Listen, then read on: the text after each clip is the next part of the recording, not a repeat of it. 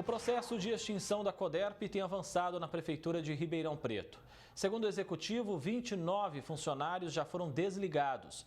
O fim da companhia pode levar até 6 anos e custar 150 milhões de reais aos cofres públicos. Esse é o relatório da comissão liquidante que está à frente do processo de encerramento da Companhia de Desenvolvimento de Ribeirão Preto.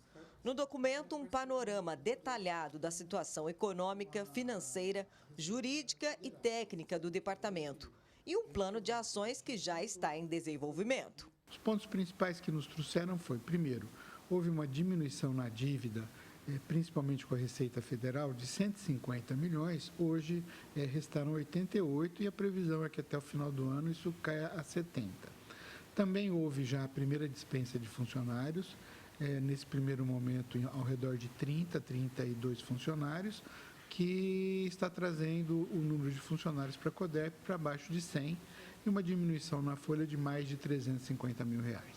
Todos os funcionários da Coderp são contratados pela CLT.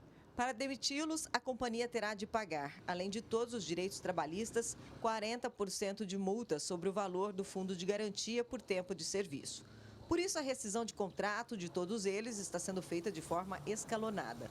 Segundo o Executivo, também está sendo realizada gradativa transferência das soluções tecnológicas que atualmente estão sob responsabilidade da Coderp.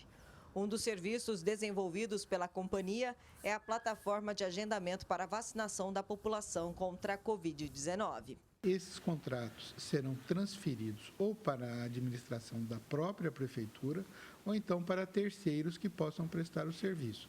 É claro que nós não vamos de forma nenhuma deturpar ou detonar o patrimônio que a Coderp tem nesses sistemas. Os que forem aproveitados, a prefeitura com certeza aproveitará. Segundo justificativa da Prefeitura, a liquidação da empresa de economia mista é necessária por causa das expressivas dívidas que o departamento acumulou e que teriam sido provocadas em grande parte pela corrupção.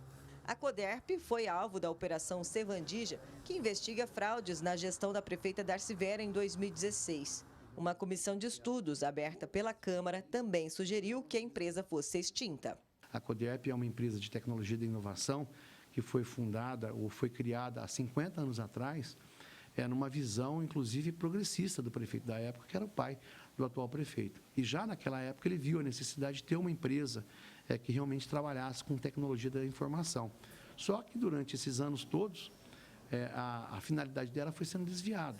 Ela chegou a administrar parque permanente de exposições, administrar cemitério, quer dizer, então foi uma série de sucessivas gestões que realmente trouxeram a situação da Coderp, que inevitavelmente essa Comissão Especial de Estudos optou por, no relatório final, eu fui relator dessa CE, sugerir ao prefeito que fosse feita a sua liquidação, porque ela não tem capacidade de competir com outras empresas de igual porte, né, no mercado de trabalho. Os vereadores também vão acompanhar a liquidação da Coderp, que pode demorar até 6 anos para ser concluída. Porque nós temos, já foram feitas 29 demissões de funcionários da Coderp, nós temos um passivo tributário que foi parcelado, e o prazo total para a liquidação é de 6 anos.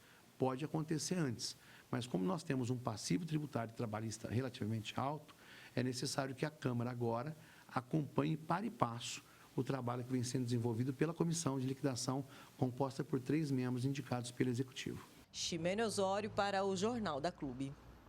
Seguimos falando ainda sobre esse assunto. Tenho o prazer de receber aqui no canal digital da Clube o advogado Dr. Wilson Rogério Estevão. Doutor, o processo de extinção então da Coderp pode levar em torno de 6 anos e mais de 150 milhões de reais. Ou seja, até o último suspiro, a companhia pode dar ainda muita dor de cabeça aos ribeirão-pretanos. Ótima tarde. Boa tarde, André. Tudo bem? Pior, né, do que a dor de cabeça, a dor no bolso do ribeirão-pretano, né? Porque, ao contrário do que foi informado por um dos entrevistados, a Coderp não chegou a esse estágio só por causa da corrupção da época da Operação Sevandija, né? Ela chegou por má administração.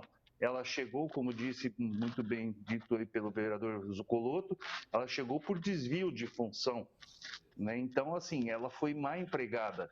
É temerário você dizer que a Coderp não teria condições. Teria sim, se ela sofresse realmente uma reformulação essa, inclusive, prometida pela antiga superintendente, que em 3 anos disse que colocaria a Coderp num patamar de uma empresa realmente de tecnologia, de inteligência.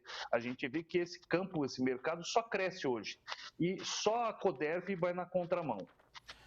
Bem, depois de inúmeros prejuízos e o escândalo também que nós vimos na Operação Sevandija, que lição podemos tirar das empresas públicas de Ribeirão Preto, doutor? É bastante complicado, porque é o político fazendo uso do bem público para benefício particular ou para benefício dos seus apaniguados. E isso tem muito aqui em Ribeirão. Inclusive, só fazendo um apêndice, André, nos preocupa, porque dinheiro que voltou, que foi recuperado da Operação Sevandija, se perdeu dentro do Saerp agora. Né? A gente tem essa notícia já. Então, 50 e tantos milhões foram misturados nas contas. Quer dizer, se é um dinheiro que veio da corrupção, que veio daqueles que corromperam e foram corruptores e corruptos, né? Por que não se destinar de uma forma diferenciada? Não é ilegal, mas é estranho. Né? Então, a Coderp foi usada dessa forma, o DAERP foi usado dessa forma, e se formos pesquisar realmente, se formos levar a fundo, a gente verá que a corrupção atingiu mais do que esses órgãos. Mas não é só a corrupção, repito, né? Realmente é a falta de gestão, é a falta de gerenciamento, é a falta de administração.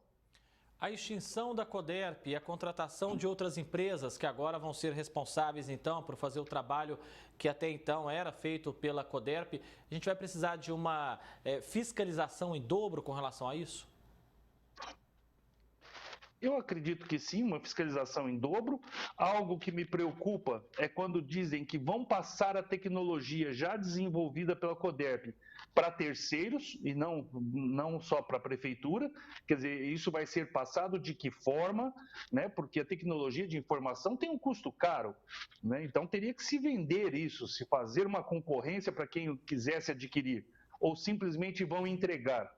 E algo que preocupa bastante também, que nem a Câmara dos Vereadores e nem o Executivo buscam os responsáveis por deixar a Coderp chegar a esse ponto.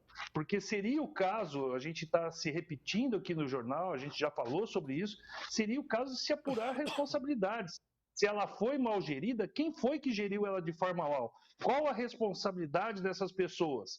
Né? Quanto que elas podem ser responsabilizadas civil e criminalmente por essa gestão, que faz com que uma empresa desse porte, uma das poucas no Brasil ligadas à prefeitura, se perca dessa forma, seja jogada no lixo. Na literalidade.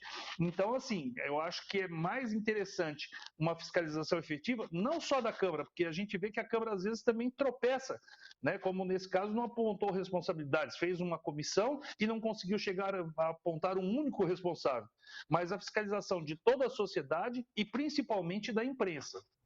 Bem, certamente a liquidação da Coderp deve recair aí nas mãos já do próximo prefeito, porque, afinal de contas, a expectativa é de mais ou menos 6 anos para terminar todo esse processo. Essa troca pode dificultar as coisas, na opinião do senhor? Eu acredito que sim, porque se a gente pegar um prefeito de uma linha divergente, ele pode tentar modificar a modificação, né? Vamos dizer assim, quer dizer, então já que está tendo uma extinção, ele pode dizer, não quero que se extingua, eu quero fazer a Coderp ser produtiva, eu quero fazer a Coderp ser lucrativa, e aí ter que começar praticamente tudo de novo, ou praticamente aquilo que foi entregue ter que desenvolver novamente. Isso custaria muito caro aos cofres de Ribeirão Preto. Então, são medidas que deveriam ter sido mais discutidas com a sociedade, através de audiências públicas, e não simplesmente extinguir, porque quando você extingue uma empresa desse porte, e sem apurar responsabilidade, sem apurar os responsáveis por esses danos que a empresa sofreu, que chegou a esse ponto de insolvência, né, você simplesmente mata o arquivo.